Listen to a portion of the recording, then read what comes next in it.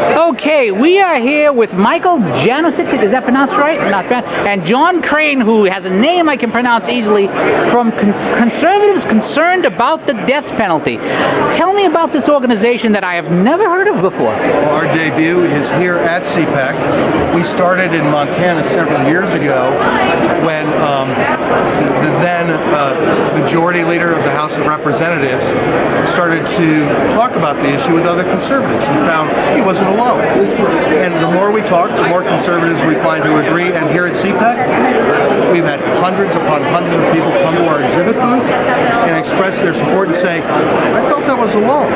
It's good to know I'm not. And the question as to why? Number one issue is the fiscal impact. We have 7,000 plus people on death row in the United States. We execute almost nobody. The fiscal impact on us is billions upon billions of dollars. Number two issue, innocence. More than 140 people have been exonerated from death row based on DNA evidence, found totally innocent of the crime. Only 5% of capital cases involve DNA. We know we're killing innocents. It's wrong and it's against conservative values. So it's not just a question of the morality of it. For example, the Catholic Church is not a fan of the death penalty or the constitutionality of it. You're making the argument conservatively as both a values argument and a practicality argument. Absolutely. And one of the things that has concerned me as a conservative is I've made arguments on a number of issues across the board about the nature of government as it becomes larger, becomes corrupt, becomes inefficient, ineffective. And I can't carve out this small area of the government that does something perfect. And then we spend millions of dollars trying to get certitude out of a decision, but it's never going to happen. So limited government conservatism means limited government conservatism. And I can't think of anything more limited than to say, you know what, even if a man's guilty, we have to be sure we're never going to be absolutely certain due to the process involved in all the appeals processes and so forth. Therefore, let's limit the punishment short of taking a man's life. Now, if you put someone in life for the argument that you would hear, I imagine that you hear a lot is, well, if you put someone life without parole, you have to feed them and take care of them for X amount of years.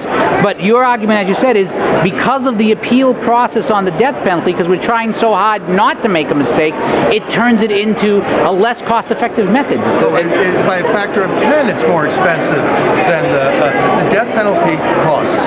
It costs our society a ton of money. Are people surprised when they realize that cost difference? Because I must confess, I would have never thought of it that as more cost-effective. Some people are surprised, but when they think about it, that most states where you have a capital case, you have two trials. You have the first trial of guilt and innocence, then you have a sentencing trial.